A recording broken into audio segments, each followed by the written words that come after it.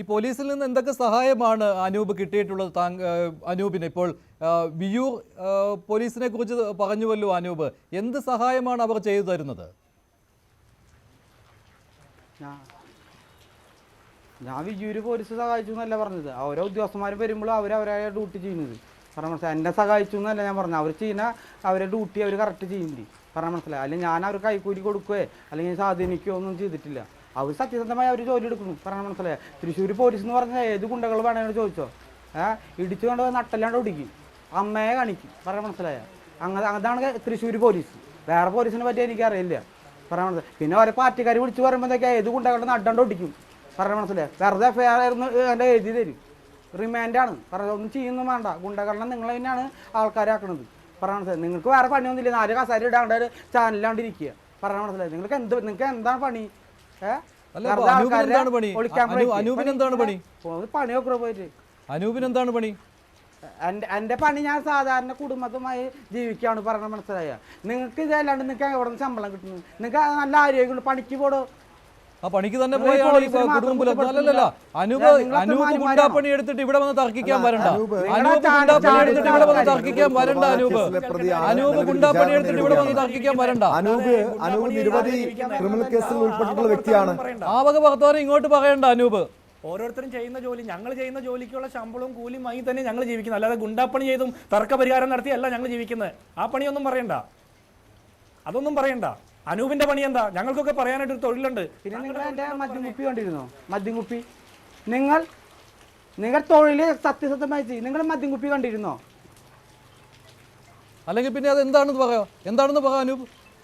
ഞാൻ അനൂപിന്റെ മദ്യക്കുപ്പി കണ്ട കാര്യമൊന്നും പറഞ്ഞില്ല. പക്ഷെ താങ്കൾ പറഞ്ഞൊരു വാചകമുണ്ട്, പരാതിക്കാരും തർക്ക പരിഹാരത്തിന് വേണ്ടി നിങ്ങളെ തേടി വരുന്നു എന്ന്. അതിന്റെ അർത്ഥം എന്താ? കേരളത്തിലെ പോലീസിനെ നിയമസംവിധാനത്തെ പരാതിക്കാരും പരിഹരിക്കാൻ ഇത്തരം ഗുണ്ടകളെ തേടി വരുന്നത് പരാതി പരിഹരിക്കാൻ,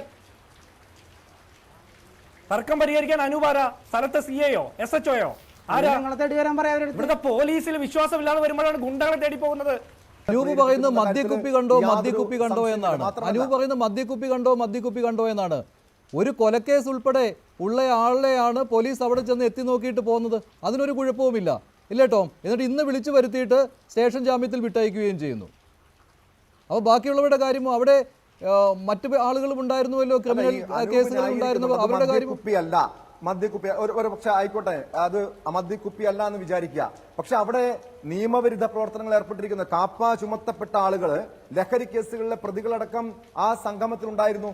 അപ്പൊ അത് ന്യായീകരിക്കുകയാണ് അനൂപിന് എങ്ങനെ ന്യായീകരിക്കാൻ കഴിയും? അനൂപ് തന്നെ സ്ഥാപിക്കുന്നുണ്ട് അനൂപ് ഒരു കൊലക്കേസിലെ പ്രതിയാണെന്ന്, നിരവധി ക്രിമിനൽ കേസിലെ പ്രതിയാണെന്ന്. മറ്റു തൊഴിലെടുത്തായിട്ട് വിവരമില്ല. പോലീസിന്റെ പട്ടികയിൽ, ഗുണ്ടാ പട്ടികയിലുള്ള വ്യക്തിയാണ് അനൂപ്. അല്ലാതെ വേറെ ആരും ചാർത്തി കൊടുത്തതല്ല, നമ്മളാരും ചാർത്തി കൊടുത്തതല്ല. അനൂപ് വെറുതെ ഇവിടെ കിടന്ന് ചൂടായിട്ട് കാര്യമില്ല.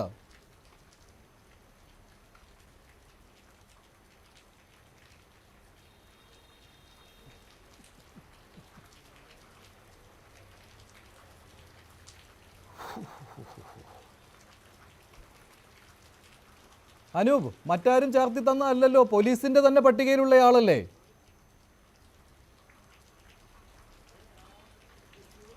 പോലീസിന്റെ പട്ടികയിലായാലും ഒരു മര്യാദക്കില്ലേ സാറേ?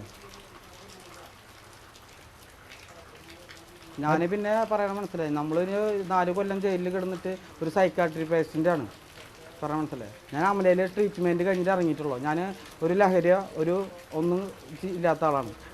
ആദ്യം ഉണ്ടായിരുന്നു, ഇപ്പോൾ കുറേ കാര്യങ്ങളായിട്ടില്ല. പിന്നെ എനിക്ക് അതിൻ്റെ ഒരു ഇതുണ്ട് പറയാൻ മനസ്സിലായി. ഒരു മാനസികമായിട്ട് തളർന്നിരിക്കുകയാണ്